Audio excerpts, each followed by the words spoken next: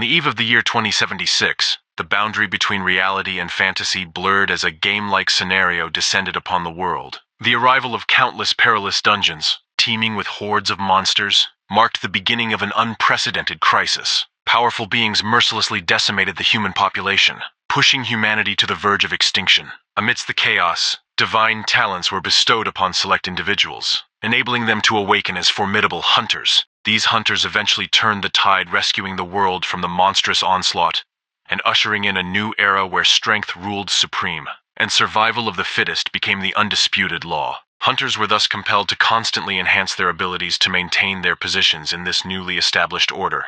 In their quest for dominance, these hunters ventured into the depths of various dungeons, confronting formidable bosses, securing treasures, and advancing their levels. This relentless pursuit of power and wealth signified the dawn of the era of global hunters. During this era, the establishment of the Hunter's Square marked a significant development. This grandiose structure, renowned for its imposing height and the aura it radiated, presented a preliminary challenge to those who sought to embark on a pivotal journey within society. To gain entry, individuals were required to ascend 1,000 steps, a symbolic trial preceding the awakening of their hunter class. Successfully entering the Hunter's Square allowed them the opportunity to awaken their potential and commence their path as esteemed members of the community. However, not every hunter hits the jackpot, and Su Yang is a perfect example. Walking down the grand staircase of the Hunter's Square, he couldn't help but feel disappointed. He had hoped for a special or rare class, but ended up as a warrior, the most basic kind you can get. His stats weren't anything to brag about either, with his strength at 12 only, and both speed and spirit is at 10. And warriors like him doesn't have a great start. They often find themselves at a disadvantage in close-quarters combat, and face a higher risk of injury or death. Despite investing considerable time and effort into their training, warriors like Su Yang often feel their contributions are overshadowed by those with more specialized abilities. As Su Yang was trying to wrap his head around becoming a basic warrior, a useless shit who has nothing better to do than strut around with parasites on his back decided to approach Su Yang and start throwing shades at him, as he had heard how Su Yang had just awakened as a warrior, and that he should be happy since it is what he deserves. A nobody orphan who couldn't afford a clue, let alone a spot in any respectable guild, basically calling him the perfect candidate for grunt work. But Su Yang, having none of it, hits him with a quick clapback, literally clapping his hands like he's trying to catch a fly that ain't there, stopping Wang Fei from yapping, and then he pretended to congratulate him on becoming an ice mage, a class as rare as a good hair day for Wang Fei, while sneakily dissing how mages turn into glass cannons after their awakening, strong in magic but as sturdy as a wet paper bag in a fight. So if he's so courageous to provoke him, he should run them hands because he would gladly give him the smoke if he desperately wants to. But as Su Yang expected, Wang Fei can only muster up some weak threats, while hiding behind his squad instead of squaring up to him like a man. And in the midst of an escalating standoff, the air was thick with anticipation as everyone braced for what seemed to be an inevitable clash. However, the dynamics shifted dramatically when one of the members of Wang Fei's group caught sight of something that instantly demanded everyone's attention. Turning their heads, the crowd was taken aback to find themselves in the presence of the Spirit Hunt Guild's raiding team. This wasn't just any guild, but an A-tier powerhouse known throughout East Spirit City for its formidable achievements and influence. The crowd's initial shock quickly morphed into excitement as they recognized Zhao Ming, the vice president of the Spirit Hunt Guild. Zhao Ming, a figure usually seen gracing the guild's posters and promotional material, stood there in the flesh, his presence commanding the space around him. Seizing the moment, Wang Fei stepped forward with a mix of eagerness and ambition. He approached the raiding team, full of praise for the Spirit Hunt Guild and openly expressing his desire to become a part of their ranks. He didn't hold back in showcasing his rare ice mage profession, hoping to impress and secure a spot in the guild. Initially, his request was declined by another guild member of the Spirit Hunt Guild, stopping his advancement and redirected him to apply at their recruitment crew down the stairs. However, Zhao Ming respects the hustle that Wang Fei had just demonstrated, and the strategic advantage his control skill could bring to the guild, and so he decided to give Wang Fei a recruitment card. This gesture not only highlighted Wang Fei's potential value to the guild, but also served as a testament to the Spirit Hunt Guild's openness to scouting and embracing new talent. Witnessing this interaction, others in the vicinity were quick to jump on the bandwagon. They began voicing their own aspirations to join the Spirit Hunt Guild, each citing their unique professions and abilities in hopes of catching the raiding team's attention. However, the raiding team made it abundantly clear that their current mission was not centered on recruitment. They advised all hopefuls to follow the guild's official recruitment process, emphasizing that proper channels and procedures needed to be adhered to. Their response was delivered with the kind of efficiency and professionalism that left no room for further discussion or negotiation. But before they could leave, Su-yang asked if they are also interested about warriors. But he was only met with disdain, as if he just asked a stupid question and wasted their time to even consider talking to a warrior.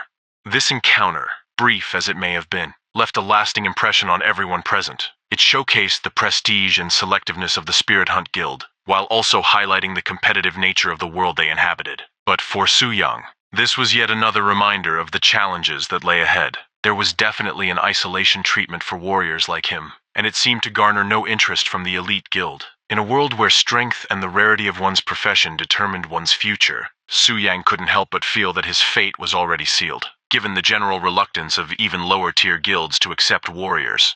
But as he was in deep thought, Su-yang overheard why the vice president of Spirit Hunt Guild was here in the first place, and it was because they are actually planning to raid the Black Dragon's lair today, and they are using the teleportation gate inside the Hunter Square to get to the entrance of the dungeon.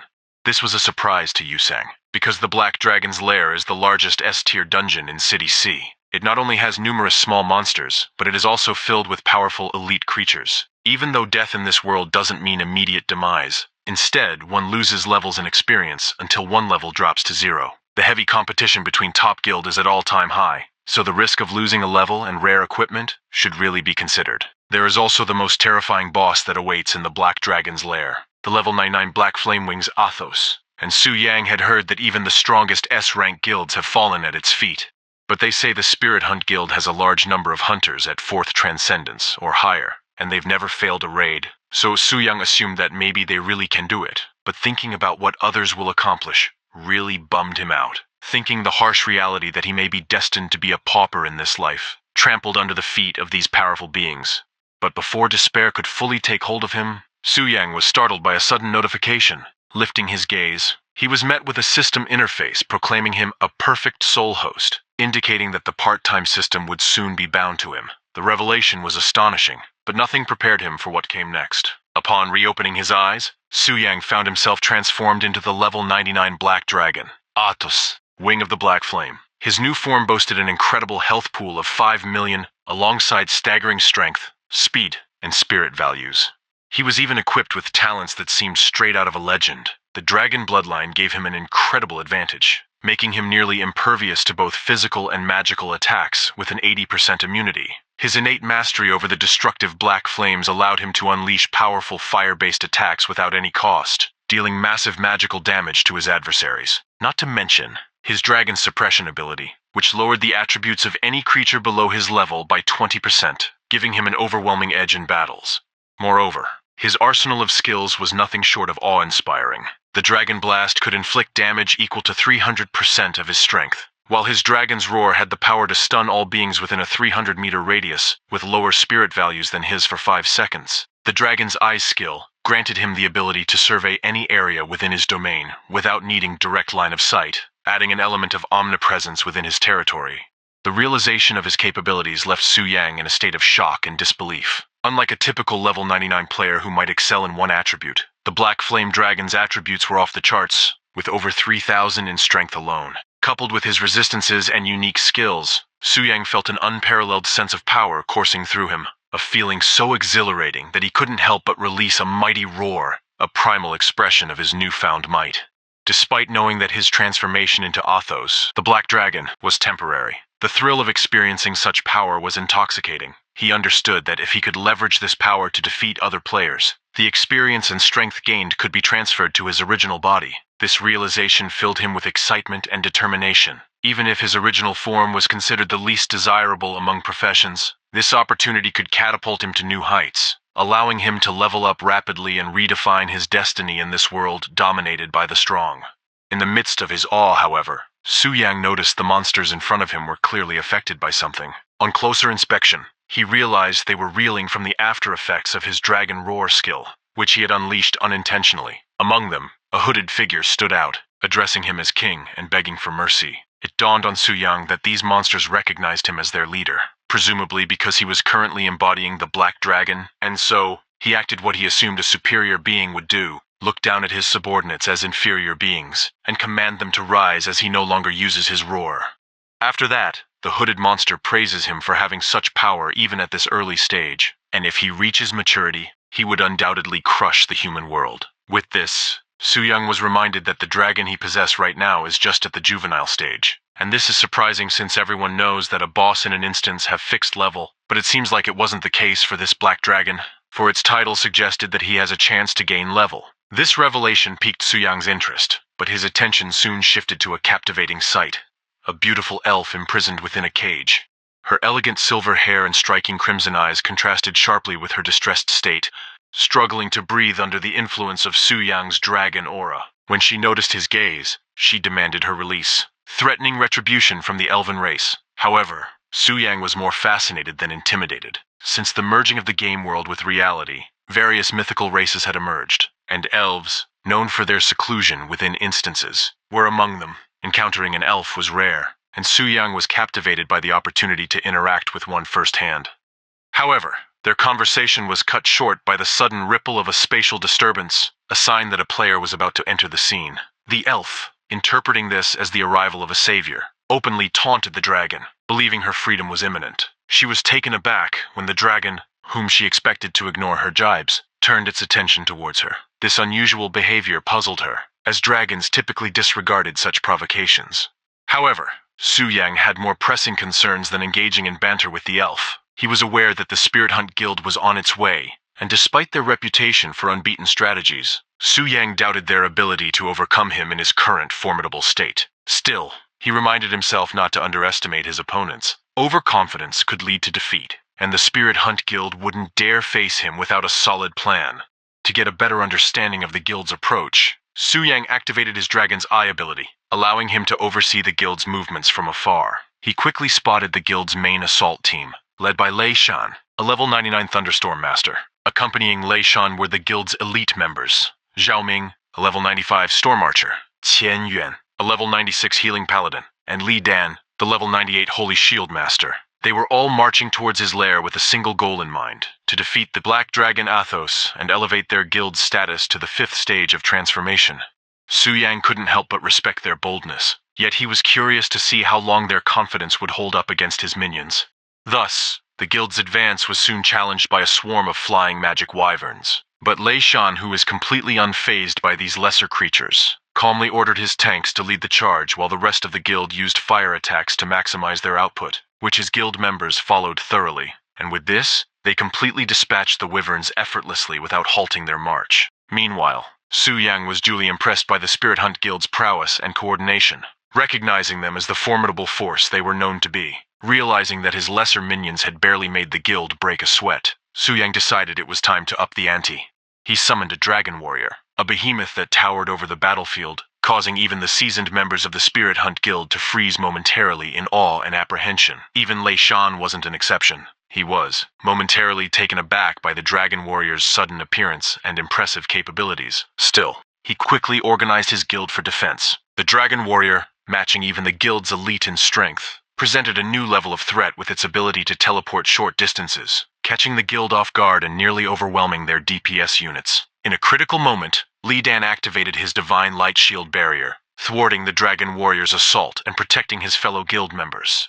While Zhao Ming seized control in the chaos, ordering the ranged attackers to retreat and the melee fighters to engage. His strategic use of the Storm Arrow skill was pivotal, taking down the elite dragon warrior and demonstrating the guild's resilience and strategic flexibility in the face of unexpected challenges.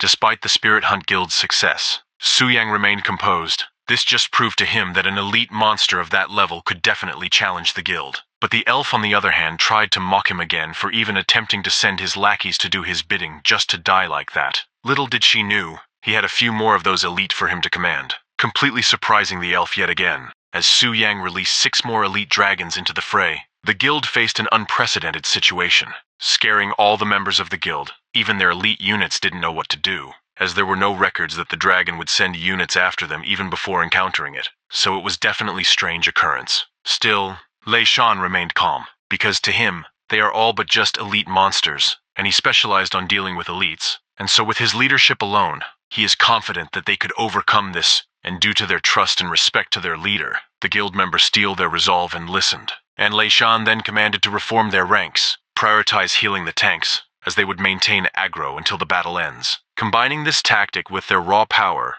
they managed to overpower the new threats. Meanwhile, Suyang watched and was surprised by the outcome. Initially, he thought that using elite monsters and catch them by surprise would be enough to drive them away, but it seems like it wasn't the case. They are more tenacious than he thought. But still, he can't really understand why they are so eager to challenge him. It was no doubt they are strong, but they aren't strong enough to defeat him yet, and even the elite monsters that he sent made them struggle, unless they have an unused cards that will turn the tides in their favor. But as he was in deep thought, he was surprised to notice that the guild had decided to go to the other direction. This was such an unexpected thing, as they are just few steps away before they meet him. This prompted him to assume that there must be some secrets hidden in the direction the guild was heading. Utilizing his dragon vision, he discovered they were heading towards the Dragon Slayer's tomb. Inside it, there was a glowing item that caught his attention. It was the Dragon Slayer's heart, a quest item capable of negating dragon talents. Realizing the threat this posed, a surge of rage overtook Suyang, and his subordinates was startled yet again, asking him if he was okay. But he couldn't care less what they asked, as his mind was more preoccupied of the fact that what's happening right now is just like the strategies and what happens in games, where a boss with almost invincible resistance was weakened by the players through certain mechanism or items. And if that item allows player ignore his talent, then there is indeed a possibility that he will be defeated. But now that he knows this, he wouldn't just stand and wait for them to acquire this item. And so, with a powerful flap of his wing, he left his lair. The sight of him taking first really made the monsters rally in excitement. Their king taking action could only mean victory, so they cheered as he leaves. And even the elf was taken aback by this sudden change of attitude of the dragon, because the dragon usually waits for adventurers to get near his lair, and never leaves early. And the way that it reacts was much more concerning, as if the dragon was in a rage, leaving the area with intense speed, breaking the sound barrier and creating a shockwave that even the ground collapsed. Meanwhile, as the Spirit Hunt Guild continued their march through the instance, Lei Shan expressed frustration at the unexpected challenges they had encountered since entering. This wasn't in the guide that were given to them. Hearing this, Zhao Ming speculated that the heavenly mechanism pavilion that gave them their guide might have deceived them. Lei Shan, however, remained confident in the pavilion's reputation and the authenticity of their strategy, especially when he had exchanged this strategy using his universe ring, which Zhao Ming understood, so he dropped the subject. But since there were too many uncertainties that happened in this raid, Qingwen raised concerns about potentially alerting the Black Dragon if they faced another unexpected situation, to which Lei Shan dismissed these worries, since the Black Dragon is just a boss in an instance with power, and it's complacent as the guide had stated. It is but a lazy, overpowered lizard. As long as they don't initiate an attack, he is confident that it won't leave its lair, and they really shouldn't worry. This dragon is just a stepping stone for their guild, and now that it has caused so much damage to their guild, he promises to take it all back from it. Qian Yuan, on the other hand, was enticed by other things, because as long as they complete Elf Maiden's Easter egg, not only they can obtain a pass to the Elven Kingdom, but the Elf Maiden will also obey their commands. And Lei Shan quite understand the needs of his men, so he promises to have the authority with the elf, as long as they defeat the dragon first. But their planning was abruptly interrupted, when Qian Yuan spotted a large silhouette in the sky. Initially, they mistaken it for a small flying dragon monster, which wasn't a threat by any means. But still, this was yet another unexpected thing to happen, because flying dragons are labeled as guard monsters. Therefore, there is no reason for them to appear here. But as soon as the silhouette got close, it also got larger, and now they wish it was just a simple guard monster. Unfortunately for them, it wasn't the case, as the true identity of the silhouette became apparent. It was the Wing of Black Flame, the boss they were supposed to confront later in their quest. Shock filled everyone's face, but one thing was in their mind. Those bastards from the Heavenly Pavilion had truly deceived them.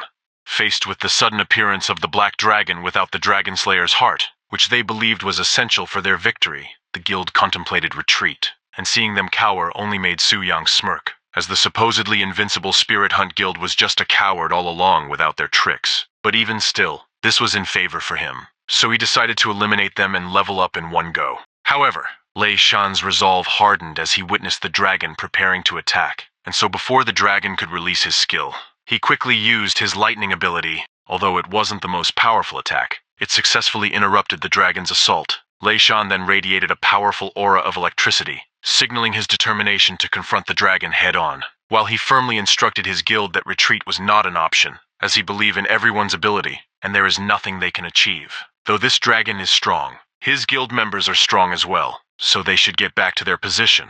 and get ready to slay this dragon. And if that's not enough to convince them, he promised to reward them generously. May it be money, equipment, or women. There's no such thing as impossible after they overcome this.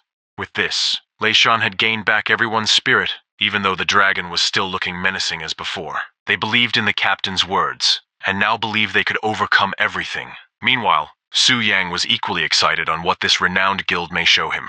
As the confrontation with the formidable dragon Atos escalated, Lei Shan swiftly issued commands to bolster their defenses and offensive capabilities. He instructed Li Dan to activate the strongest defense barrier and called upon the healers to support him with mana regeneration, aiming to sustain their position. Meanwhile, the support classes apply all single-target buffs on him and Zhao Ming to maximize their output, as they just have to make an opening even for a little bit, because according to the guide, they are not far from the Dragon Slayer's tomb. So as long as they manage to open a fraction of a second of opportunity, there is still hope for them to defeat this dragon. However, their planning was abruptly cut short when Atos's tail crashed down among them, causing chaos and destruction, since Su Yan was determined not to allow the guild any time to execute their plans. But to his surprise, amidst the settling debris and smoke, a light flicker, and magic attacks came to his face soon after. It seems like the players were still alive, and it was all because of Li Dan, setting up his triple holy light barrier on the nick of time. It was uncharacteristic of a boss to make the move first, so they didn't expect this to happen.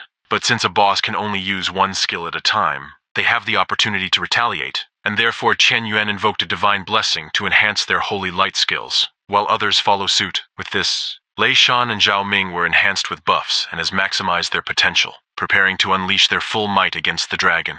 Meanwhile, Su Yang acknowledged the execution power of an A+ level guild. They just got caught by surprise, but in an instant, they were able to ready themselves to counter, making it late for him to even dodge. And therefore, he just focuses on the defense just in case.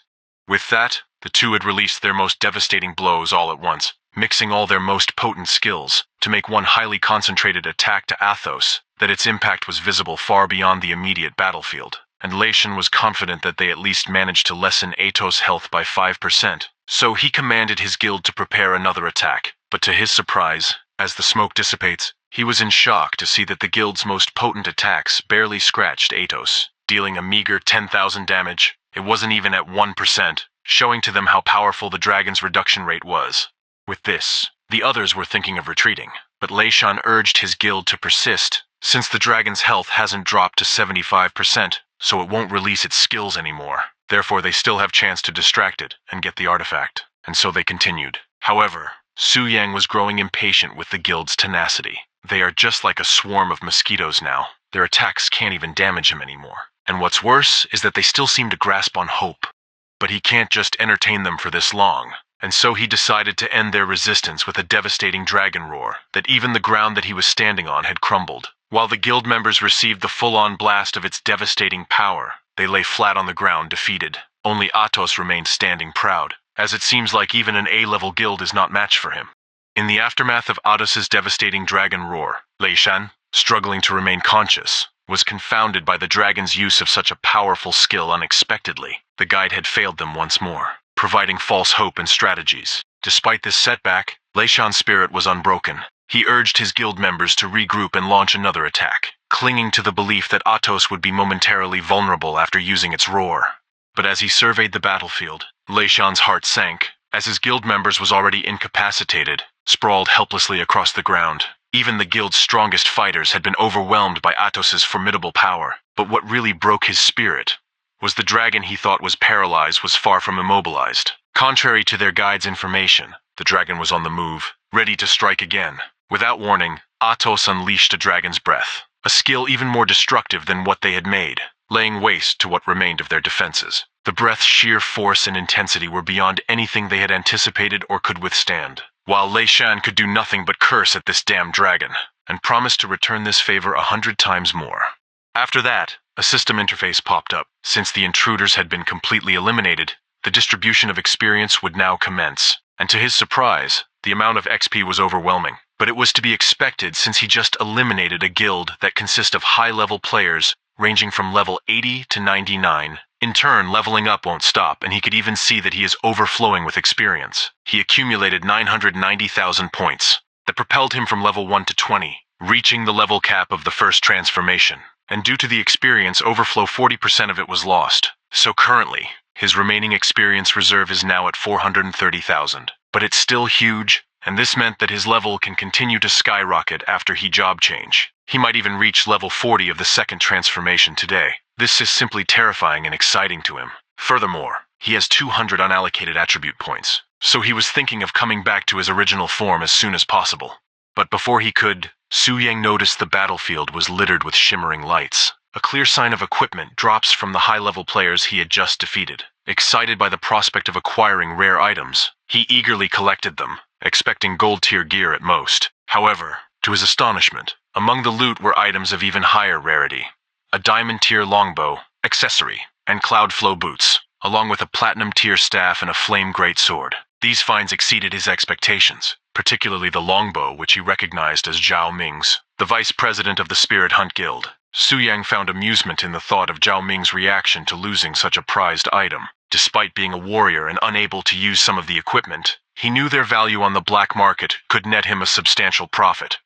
In addition to the weapons and armor, Su Yang discovered a variety of potions and premium skill scrolls capable of boosting his abilities. But what excites him even more is that among these treasures was a broken boundless gem, an exceptional item that could remove level restrictions from equipment. This gem was particularly exciting for Su Yang, as it would allow him to wield equipment like the platinum-tier greatsword, which typically required one to be level 79. This weapon was not only a perfect match for his warrior class, but also boasted incredible attributes, including an enchantment that added flame damage to his attacks and the ability to summon a flame giant, albeit with a one-day cooldown. This is such a strong weapon to have. So as soon as the system had notified Su Yang that he could now return to his original form, he didn't hesitate to go back. Instantly, light enveloped Su Yang's dragon form, and in the next moment, he found himself back in his human form, surprisingly right at home. He had expected to return to the location he was at before the transformation, but it appeared the system had a more convenient approach. But that's not really what matters. The most important thing is that he was now level 20, and what happened was not a dream. And with this, Su Yang went straight ahead and allocate his points, putting 100 on strength, and 50 each to speed and spirit. Although warriors usually don't add spirit, with the advantage he has for receiving a system, he can't just follow the usual path, and he had obtained scrolls, which has a minimum required spirit for him to use. But to his surprise, the moment he confirmed the distribution of his points, an overwhelming aura burst forth from him. It was as if the very essence of his being had been supercharged, unleashing a wave of power that resonated throughout the room. This sudden manifestation of strength was so intense that it sent a shockwave through his belongings, leaving a trail of disarray in its wake. The experience served as a stark reminder of the raw power he now commanded, prompting a mental note to not to overdo it in the future. Now that was settled, the next thing he should do is to go to the temple to make a job change. But as he get a look at the time, he realized that it's already too late for him to do that today. So it seems like he has no choice but to rest for now, and just go to the temple tomorrow and take the transfer quest, which really excite him as he looks forward to complete his job change. Back at the Spirit Hunt Guild headquarters, the return of their leader so quickly stirred a wave of shock among the members. They understood that his early return signified one of two things. Either they had swiftly vanquished the dragon, or faced a crushing defeat. The latter became apparent as they observed their leader's diminished state, noting the drop in his level from 99 to 90, a sight they had never before witnessed. The guild had always prided itself on its invincibility, bolstered by their strategies, and they also have the guide from the Heavenly Mechanism Pavilion. So there was no chance that they could be defeated. But this just pissed the leader even more, and commanded them not to mention that backstabbing of a pavilion in front of his face ever again. He had traded his universe ring, but they just gave him a shit strategy that led them to their defeat. This is unforgivable, and his men had also taken an impact, especially his vice president, Zhao Ming, who not only had dropped his level to 86, but he has also lost his diamond tier weapon, which took a toll on his mental health. Even his priest is now having a tantrum, as he had lost not only the boots, but the chance to have himself an elf girlfriend. With this turn of events, Lei Shan's eyes sparked with the fury of thunder, a clear sign of the storm that was about to be unleashed, as he vowed to seek retribution against the pavilion for their betrayal, and will not rest until he got answer from those deceiving shits.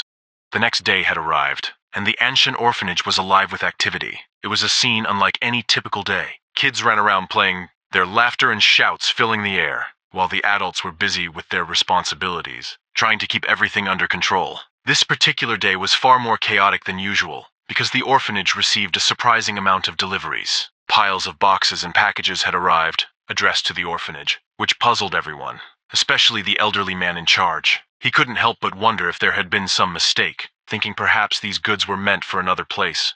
However, the delivery staff were certain they were at the right location. They showed the paperwork, which clearly stated that these items were to be delivered to the Anshan orphanage, and the person who ordered them was a young man named Su Yang. This detail shocked the old caretaker. He knew Su Yang very well and was aware that Su Yang didn't have much money. The caretaker couldn't figure out how Su Yang could afford to send so much to the orphanage. But as the caretaker was lost in his thoughts, his attention was suddenly drawn to a more pressing matter. His parental instincts kicked in when he saw a little girl playing dangerously close to a stack of crates. And just as he feared, these crates were tipped over and the little girl was about to get crushed by it. But because he was old, he couldn't reach her in time, and all he could do was shout. Fortunately, just as the crates began to fall, a figure rushed forward with remarkable speed. An arm shot out, catching and stabilizing the crates in the nick of time, preventing them from crashing down on the little girl. The rescuer was none other than Su Yang, the same person who had sent all the deliveries. He had arrived just in time to save the day, and it seems like he is well loved by the kids in the orphanage, as they immediately rushed towards him the moment they recognized him. And seeing them lively like this put Su Yang's mind at ease, and the old man was equally excited to greet him. And it seems like Su Yang becomes so powerful, holding the crate like it was nothing, making the old man proud that he had already received a profession. Despite his joy, the caretaker's concern for Su Yang's well-being lingered. It was second nature for him to worry about the children he had raised, prompting him to advise Su Yang to remain cautious and prioritize his safety. Su Yang could only offer an awkward smile in response, fully aware that he was the monster that others should beware of. Nevertheless, Su Yang was touched by the caretaker's care and concern. Having grown up an orphan, he felt fortunate to have someone who looked out for him like a family member. Eager to ease the caretaker's worries, Su Yang reassured him that he had nothing to fear, since the monster are pretty obedient towards him, and they can't even hurt him, thanks to his considerable strength. And he's even going to the temple right now to change his professions. That's how strong he was, and this brought a momentary sense of relief to the old man. But as Su Yang walked away, the caretaker was left pondering over his words. The mention of monsters and a rapid progression in Su Yang's abilities, especially considering he had only awakened to his powers the day before, filled the caretaker with confusion. Shortly after his departure from the orphanage, Su Yang made his way to the profession change hall. Upon arrival, he was immediately caught up in the whirlwind of rumors swirling around the place. The hot topic of the day was the shocking news that the Spirit Hunt Guild had been completely decimated. This disastrous event was traced back to an issue with the Heavenly Mechanism Pavilion's branch, specifically a fault in the guide they had provided. In seeking redress for this misguidance, the Spirit Hunt Guild had confronted the Heavenly Mechanism Pavilion, igniting a scandal that cast a dark shadow over the pavilion's reputation. The Heavenly Mechanism Pavilion, known for its meticulous and highly regarded raid groups, was now under scrutiny for a mistake that seemed out of character for such a prestigious organization. As Su Yang mingled among the crowd, absorbing the gossip, he pieced together valuable information. The Heavenly Mechanism Pavilion was not just any raid group. It was a top-tier organization, boasting numerous experts of the 5th tier. The implications were clear. If there were indeed flaws in their raid strategy, the Heavenly Mechanism Pavilion would soon take steps to rectify their mistake, likely leading them directly to Su Yang as their next challenge. But this just put a smile on his face, and the thought of going up against the members of the Heavenly Mechanism Pavilion didn't intimidate him. Instead, it sparked excitement at the prospect of the high-quality equipment he could potentially acquire from them. However, his trains of thought were disrupted yet again by the same fucker who can't mind his own damn business. It was Wang Fei and his group of nobodies, and with Wang Fei's usual arrogance, he questioned why Su Yang still keeps on appearing at the temple when his profession is nothing but trash. And before he could respond, he emphasized that was a rhetorical question, as Wang Fei was well aware why, and that no guild had wanted Su Yang, so he has to come every day to try his luck, a fact he found amusing. But all jokes aside, since he was now in front of him, it is a good time to continue what they couldn't the day before. He was lucky he lets him off yesterday because of the guild business, but now that his schedule is free and had allocated his points and learned some skills, why not he demonstrate this newfound abilities and teach him a lesson for crossing him? But unfortunately for Wang Fei, even before he could release his skill, Su Yang decided to act first and cast Fist, letting Wang catch his hands with his face, and he smacked him so hard that he practically became a human pinball. And this attack of his knocked Wang Fei's HP down to 5%, nearly killing the dude. Also, this sent a strong message to his band of goons to not mess with him anymore, because if they did, he is free to let them feel his hands like what he did to Wang Fei, a proposition they decidedly weren't keen on, prompting them to collect their homeboy, Wang Fei, and make a hasty retreat from the scene. And as they vanished to view, an applause from his rear caught Su Yang's attention. Turning towards it, he was met by the sight of a woman clad in black, her attire reminiscent of a nun's, yet the slit in her dress that revealed her thighs suggested she was anything but. With this, it became immediately clear that she was a temple profession transition guide, a key staff member of the changing hall, and she is really impressed by the prowess Su Yang displayed, leading her to inquire if there was any way she could assist him, which what Su Yang exactly need. So he expressed his desire for a profession transition, a service she was perfectly positioned to provide. With a welcoming nod, she asked Su Yang to follow her to begin the transition process. During their walk, the guide couldn't help but notice Su Yang's appearance, which suggested he was a newcomer to the world of hunters. However, the speed and power he had shown earlier contradicted this initial impression, indicating that he was a level 20 professional, a level that hinted at him possibly being a second-generation member of a prominent family. This speculation was intriguing, considering she had never heard of such a young talent before.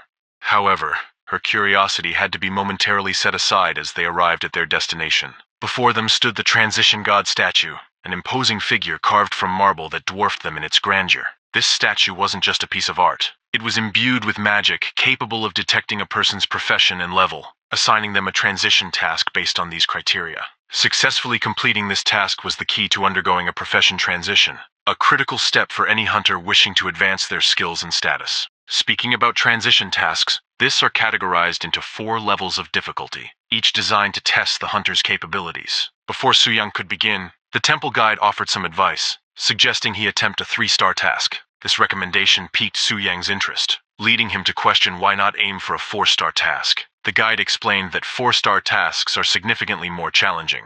While it might seem a bit harsh, she pointed out that Su Yang's current profession as a warrior comes with its set of challenges, especially since these tasks demand completion solo. Furthermore, she emphasized that transition tasks are not just any ordinary challenges. They are commitments for life. Opting for a 4-star task comes with the risk of a lifelong inability to transition should he fail. Understanding the gravity of the situation, Su Yang decided to proceed, extending his arm towards the statue to discover his task. A flash of lightning filled the room, a sign that the statue was evaluating his eligibility. Once it confirmed he met the prerequisites, various transition tasks appeared before him, each with its own set of challenges and rewards. The 1-star transition task was straightforward, requiring him to defeat 10 level 20 ordinary sharp-toothed boars. Success would grant him the opportunity to choose between becoming a charge warrior or a defense warrior. Progressing to the 2-star task, the difficulty slightly increased, maintaining similar objectives, but with the added reward of a common-grade 1st-tier warrior skillbook. The complexity further escalated with the 3-star task, which also promised a superior-grade 1st-tier warrior skillbook, enriching Su Yang's arsenal. The 4-star task upped the ante, challenging him to undertake more daunting feats, but offering the prospect of transitioning into a bloodthirsty warlord, accompanied by a fine-grade 1st-tier warrior skillbook. But the most notable of all is that there is option beyond what he was initially informed of. A daunting 5-star transition task. This task stood out with its unique, ominous background color, and looking at the information closely, it was indeed on a whole another level.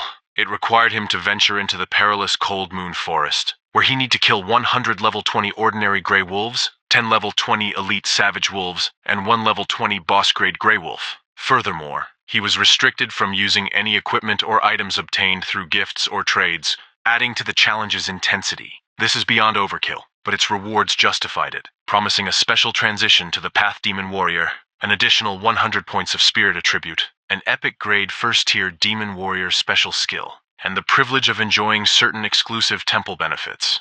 This revelation came as a shock to him, especially since he was initially informed that only 4-star tasks were available, and so he quickly turned around and confronted the nun about it. The nun promptly apologized for the oversight, explaining that the sheer difficulty of the 5-star task was the reason for it hadn't been mentioned. It was so difficult that not a single person in the Hua Kingdom has accepted this task for many years. Furthermore, with the advent of the transition era, the strength of each country's upper limit is determined by the transitioners. And so rather than letting potential professionals remain stuck at level 20 forever due to a wrong choice, both the country and the temple advise against attempting the 5-star task in the hopes of cultivating more high-level professionals. Su Yang grasped the rationale behind this guidance, the 5-star task presented an extreme challenge. It requires him to take down a boss-level monster without any assistance or the use of equipment received as gifts or trades. Such daunting requirements explain why many opt to steer clear of this path.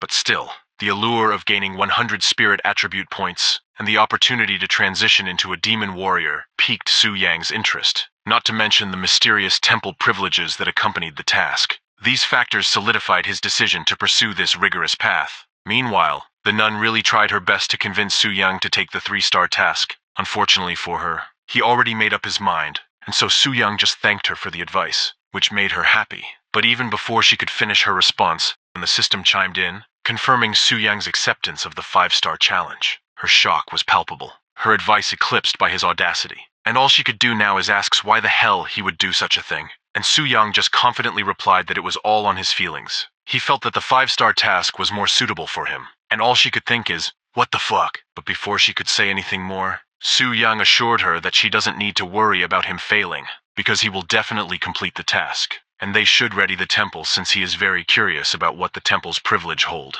After that, he just walked away like a Chad and fade away from view. The nun, who was paralyzed by disbelief, soon snapped back to reality in panic, and then shouted at one of her co-workers, instructing them to report to the high priest that someone was foolish enough to dare accept a 5-star task. Upon his arrival at the transmission center, Su Yang was met with an unusual scene. A multitude of hunters idly gathered, not out of choice but due to an unexpected energy fluctuation disrupting the portal's operation. This delay, a rare inconvenience at the center, had caught everyone off guard, including Su Yang. However, Su Yang, unlike many others, was not particularly perturbed by the holdup. He had no immediate rush to begin his journey to the Cold Moon Jungle, and decided to use the unexpected pause to better plan his trip. But not many shared his opinion. Among those affected by the delay was a city girl named Shu Yan, and she stood out from the crowd. And she kinda bad though, I'ma come clean. But I digress. Her distinct displeasure was noticeable. Coming from a large, bustling city, she was unaccustomed to and unprepared for the inefficiencies and problems of smaller towns. Her disappointment was compounded by the unwanted attention from local men, prompting her to caution her sister, Shuqian, to stay close and avoid getting separated in the crowded space. Shuqian, understanding her sister's concern, complied, but her attention soon shifted when she spotted a familiar figure among the crowd. It was Su Yang, calmly waiting in line for the portal, a sight that unexpectedly warmed her heart and brought a blush to her cheeks. But this moment of recognition did not go unnoticed by Shu Yan. She sensed her sister's sudden interest, and so she quickly inquired about the focus of her gaze, which flustered Zuqian immediately. But still, she tries her best to downplay her reaction by explaining that Su Yang was simply a classmate, who had also changed professions the day before. But Shu Yan just found this odd, because Su Yang is currently lining up for a portal leading to the notoriously dangerous Cold Moon Jungle, a destination ill-suited for novices. Concerned that Su Yang might be unaware of the risks, Shuqian felt compelled to warn him against proceeding without adequate preparation. However, before they could act on their intentions, the portal's operations unexpectedly resumed, and Su Yang was swiftly transported to his destination, leaving Zuqian in a state of shock and worry for his safety. Unbeknownst to her, Su Yang stepped into the Cold Moon Jungle with confidence, and therefore quickly noticed the absence of other hunters. This solitude in such a dangerous area piqued his curiosity, suggesting that the other hunters had perhaps sensed the imminent danger and scattered, leaving him to face the jungle's threats alone. And his suspicions were confirmed when a monster launched an attack from behind. But Su Yang was fast in his feet, having that ultra instinct kicking in. He even got that drip-dodging technique like Goku, where he got his hands down as if none of this is his business to begin with.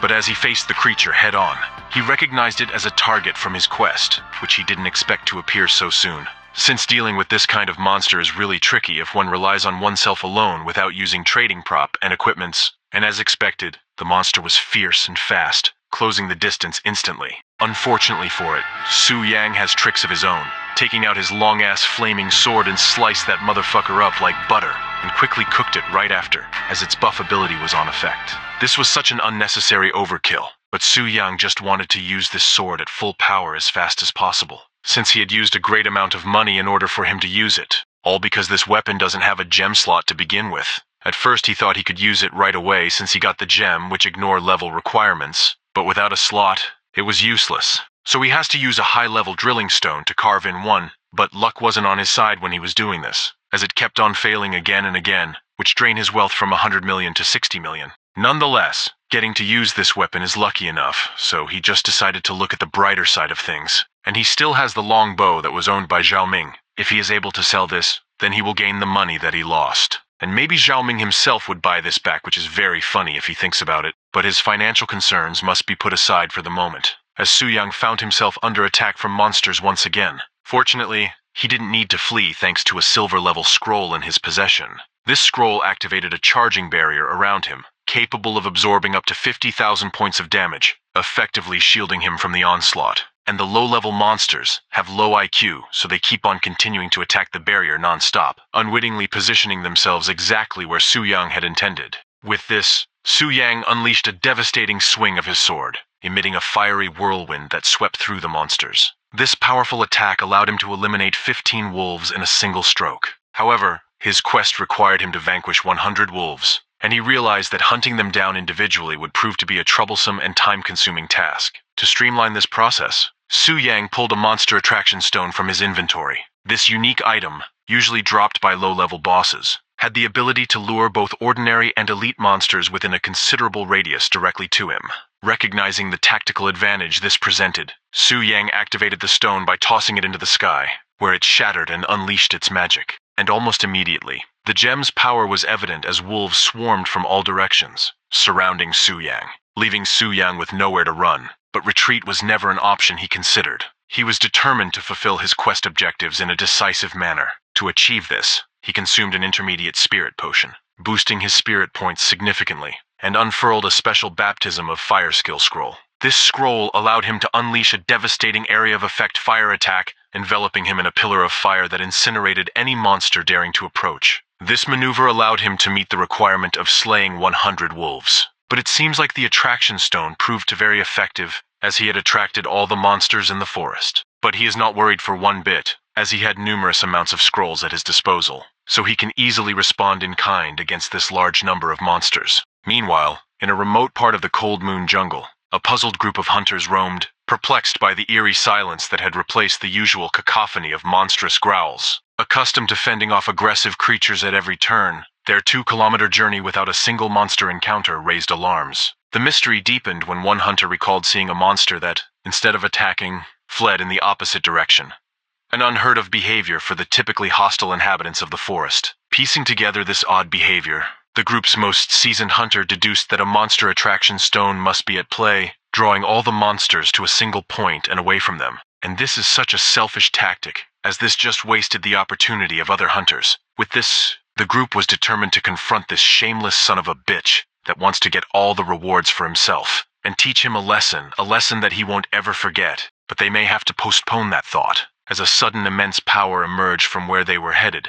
The attack was so strong that it had reached the skies above, and the shockwave of it can't be ignored either, as the trio had felt it even from a distance, which made them curse out loud, as this level of magic fluctuation was likely from a third-level magician. So it's safe to say that confrontation was no longer an option. With this, they decided to quit now, and just do something else, as they can just complete their task next time. Meanwhile, back in the desolate aftermath where Su Yang stood, the scene was markedly different from moments ago. The vast number of monsters that had swarmed him were now nowhere in sight. Not a single corpse remained, and the landscape around him was scorched, devoid of vegetation, extending for miles in every direction. This level of destruction marked the completion of 2/3 of his ambitious 5-star job transfer task, leaving only the formidable boss as the final hurdle. A sense of anticipation lit up Su Yang's face. Despite having to utilize several scrolls to get to this point, the task had proven less challenging than he'd initially thought. Based on the nun's reaction back at the temple, now, with only the boss battle ahead, he wondered if this would be the challenge he had been seeking all along, and he eagerly made his way towards its lair. The destination was the Cold Moon Cave, known to be the dwelling of the fearsome Blue Wolf King. A challenge typically recommended for a team of 3 or more hunters, all over level 20. With this, just a few blocks away, a group of 3 can be seen peeking through a corner. They are above level 20, and a well-rounded team at that. Among the trio was Zhang the Mage, Li Sen the Tank, and Zhao the Archer. Each plays a crucial role in their planned confrontation with the boss, and Li Sen was particularly confident since their brother Zhang had bought him a primary strength concoction which allows him to survive for a longer period of time. But Zhao the Archer, on the other hand, was skeptical about all of this, since he had just changed his profession recently, and haven't tried his new skill yet. so he doesn't even know if they are strong or not. But Zhang couldn't have that, especially when he had prepared this much, and he was more than motivated than the other two, because the Wolf King had a 100% chance to drop its crystal core, a prize that could forge a silver-level staff, which is enough for him to use until he reached level 40. And so he tries his best to make Zhao confident about himself, set aside his apprehensions and focus on the potential rewards their victory could bring. But before he could even finish his speech, Zhao signaled him to stop as he noticed an unexpected figure approaching the cave. With this, all their eyes focus on the mysterious figure, and it was actually Su Yang confidently walking towards the boss lair, quickly alarming the group as they feared he might claim their target first. But upon closer inspection, they realized that this guy is quite young and was notably lacking any form of armor, suggesting he might be inexperienced or lost. And the tank guy asked if they should inform the kid about it, but the selfish Zhang quickly dismissed this idea with a scornful smack, believing his suggestion was stupid. As he thinks differently, he saw this as an opportunity to use the newbie as a bait for free, and while they wait for him to absorb the first wave of the boss skills, which they assume he couldn't even survive, they can go up and reap the benefits. With this, Li San couldn't help but admire Zhang's cunningness. Unfortunately for them, it didn't go as they had planned, as the ground beneath them began to tremble. This unforeseen quake was the result of Su Yang's actions. His eradication of a significant number of wolves in the Cold Moon Jungle had incited the rage of the Wolf King. Infuriated by the loss of its pack, the Wolf King's power surged by 30%. But as an onlooker, the trio remained clueless, unable to comprehend why the boss was enraged by the arrival of the newbie. With this, Zhang assumed that the newcomer had messed up their whole plan, and he wasn't about to let that slide, especially when there were spoils to be claimed. So, he pops out of hiding, trying to rally his crew to move now before the boss dips out on them because of this mess. And he was convinced that the kid would get folded easily, so they have to get their ass up immediately. But before he could even get close, an intense gust of wind suddenly blew on his face, pulling his hood back and forcing his gaze forward. And he couldn't believe what he is witnessing right now. Even his crew wore exactly the same expression as him. Turns out, the newbie they thought was going to get wrecked flipped the script entirely, as he took down the boss with one clean hit. Light work, no reaction type of shit. It wasn't even a fight. Now they realized not to judge a book by its cover, as the kid is one hell of a monster himself. Meanwhile, Su Yang remained stoic, as it proved that the 5-star quest he was made to believe was hard, was nothing but child's play.